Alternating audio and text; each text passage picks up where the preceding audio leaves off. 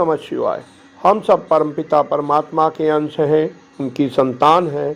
इतना निकट संबंध होने के बावजूद वे हमें दूर महसूस होते हैं। ये सब उन भगवान की माया का ही प्रभाव है। हम अपने वास्तविक स्वरूप को भूल गए हैं। इस मायावी जगत को सच्चा मानकर सारा जीवन नष्ट कर देते हैं। हमें ये मानव जीवन क्यों मिला है? माया प्रपंच में भ्रमित होकर हम ये भी नहीं समझ पा रहे हैं। सृष्टि में सब जीव अपने कर्म फल भोगते हैं। एक जन्म से दूसरे जन्म में, एक योनि से दूसरी योनि में ये चक्र निरंतर चलता रहता है। ये नश्वर संसार काल के अधीन है। जन्म मरण होता रहता है। मनुष्य के अलावा अन्य देहधारी जीवों को अपना कल्याण करने का अवसर नहीं मिलता। मनुष्य योनि ही ऐसी है जो हमें भगवान से मिला सकती है, जन्म मरण के चक्कर से निकाल सकती है, परमात्मा के श्री चरणों में पहुंचकर मुक्ति मिल सकती है। वही परमानंद है जो चिरस्थायी है। माया जगत का आनंद तो क्षणिक है। भगवत प्राप्ति के बाद अनंत सुख, मोक्ष और मुक्ति हम पा सकते हैं।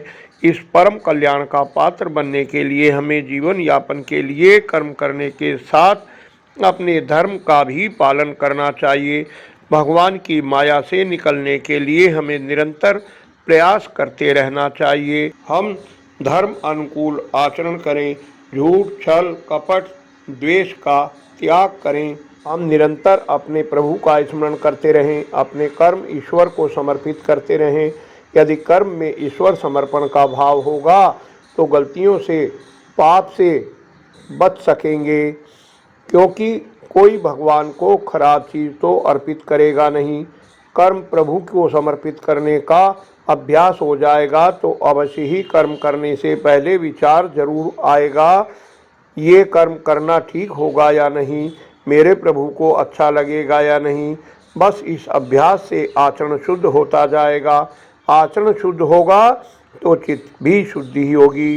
निर्मल चित्त में ही भगवान विराजते हैं। हर पिता चाहता है उसकी संतान अच्छा आचरण करे, इससे उन्हें प्रसन्नता होती है। इसी प्रकार परमपिता परमात्मा भी तुम्हारे सदाचरण से प्रसन्न होंगे। उनकी कृपा तुम्हें प्राप्त होगी। जगत के माया प्रपंच से उबारने का यही सरल उपाय है। इससे परमानंद के भागी बनोगे। परमात्मा से मिलने का मार्ग प्रशस्त होगा। संतान से पिता भला दूर हो सकता है क्या? प्रभु हर समय हर जगह हमारे साथ हैं, हमारे पास हैं, फिर भी ये हमें अनुभव नहीं हो पाता, क्योंकि हम जगत की माया से भ्रमित हुए रहते हैं। मैं और मेरा की तुष्टि में, नश्वर धन संपत्ति के संग्रह में लगे रहते हैं। सही गलत किसी भी उपाय से कैसे भी आए बस पाना है। इसी के लिए सारी उम्र सुख दुख के चक्र में पड़े रहते हैं।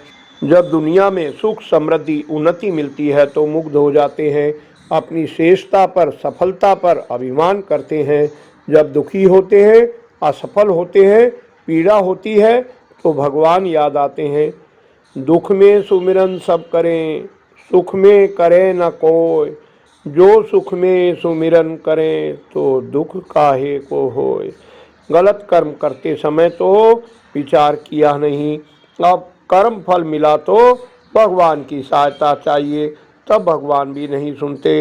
यदि चाहते हो कि भगवान तुम्हारी पुकार सुने तो धर्म अनुकूल आचरण करो। अपने सभी कर्म, अपना जीवन, अपना सर्वस्व भगवान को समर्पित कर दो।